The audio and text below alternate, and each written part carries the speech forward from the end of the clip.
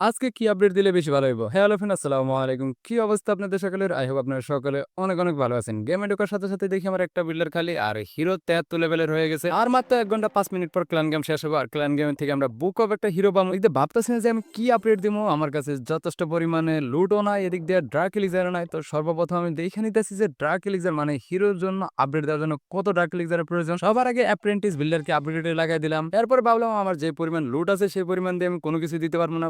হয়তো আমার ড্রাক এলিক্সারের প্রয়োজন, নয়তো আমার কয়েনের প্রয়োজন। তো সবার আগে আমি ভাবলাম যে তাহলে আগে বাইরে অ্যাটাক দিয়ে আনি, অ্যাটাক দিয়ে আগে কালেকশন করে আনি, এরপরে দেখবো যে কি আপগ্রেডে দেওয়া যায়। ভাবার পরে আমি দেখলাম যে দিক দিয়ে আমি আগে চেঞ্জ করতে পারবো। তো প্রথমত আমি এলিক্সার চেঞ্জ করে ড্রাক এলিক্সার নিলাম। মূলত ড্রাক এলিক্সারটা কালেকশন করা অনেক কঠিন, মানে টাইম লাগে বেশি পরিমাণে। তো আগে এটা কালেকশন করে নিলাম। এরপরে আমি ভাবলাম যে দেখি আমার কত আছে ড্রাক এলিক্সার, কারণ পুরো হিরো যদি আপডেট দিতে চাই তাহলে আমার ১,৭৫,০০০ প্রয়োজন। তো সবার আগে আগে বাইরে চলে যাবো, বাইরে চলে যায় কয়েকটা অ্যাটাক দেবো, এরপরে যে ডিসাইড করবো যে কি আপগ্রেডে আগে দেব। ৭-৮টা অ্যাটাক দিয়ে আমি এই জায়গায় প্রচুর পরিমাণে লুট কালেকশন করে আলাই দিছি। কয়েন করছি ৮২ লাখ, তারপরে হলো এলিক্সার করছি হচ্ছে ৮৫ আর ড্রাগ এলিক্সার করছি ১,৭৫,০০০। এরপরে যে আমি ভাবলাম যে কি না কি আপগ্রেডে দেবো। প্রথমে তো ভাবছিলাম হিরো দিবো, পরে ভাবলাম যে না, হিরো যদি দিতে চাই এদিক দিয়ে দেখি আমার ক্লান মানে ক্লান ওয়ারটা শুরু হয়ে গেছে। এখন এদিক দিয়ে ওয়ারে অ্যাটাক দেওয়া প্রয়োজন। তো সবার প্রথমে যে ভাবলাম যে আগে ওয়ারে অ্যাটাক দিয়ে দেবো। তো ভাবার পর আমি দেখলাম যে না, কি দিয়ে অ্যাটাক দিতে পারা যায়, মানে কি দিয়ে অ্যাটাক দিলে ভালো হয়, আর কোন ব্যাচটা অ্যাটাক দিব। তো সর্বপ্রথম আগে আমি দেখে নিলাম যে আমি কোন ব্যাচটার উপর অ্যাটাক দিব। এই যে দেখলাম যে ৫ নাম্বার ব্যাচটা হইছে মানে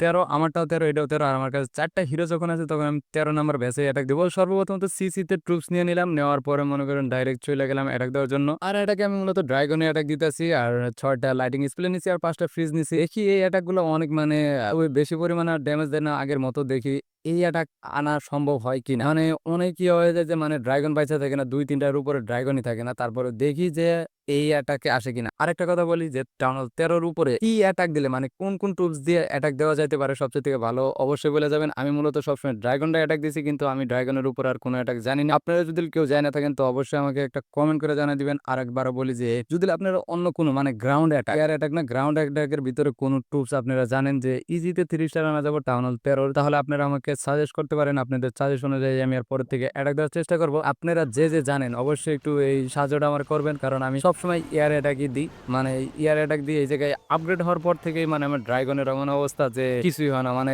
২-১টা বাচ্চা থেকে আমার যদি কুইন বাচ্চা না থাকে কোনো অ্যাটাকের ভিতরে, তাহলে ওই অ্যাটাক কোনো সময় ৩০ স্টার আসা সম্ভব হয় না। এই কারণে আমি সবসময় চেষ্টা করি আমার কুইনটারে যে কোনোভাবে বাঁচায় রাখতে। কুইনের দিকে আমি বেশি খেয়াল রাখি আমার ট্রুপসগুলো ছাড়ার পর। আর একটা কথা বলি, আমি সবসময় বলি একটা ফানাল তৈরি করা সবচেয়ে থেকে প্রয়োজন।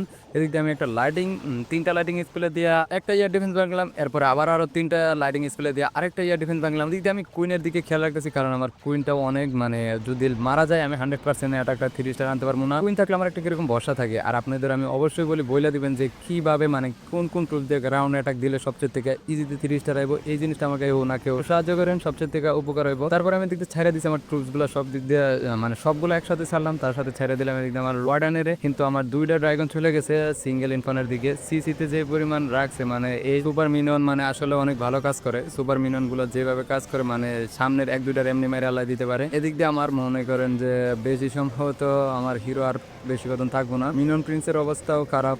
আমার বেলুন গোড়া বাই করে আইসে একবারে সিসির বেলুনটা বাইরে এসে দেখা যাক তারপরে কত আসে। আমি যেভাবে দেখতেছি মনে হয় না যে ৩০ স্টার আসবো।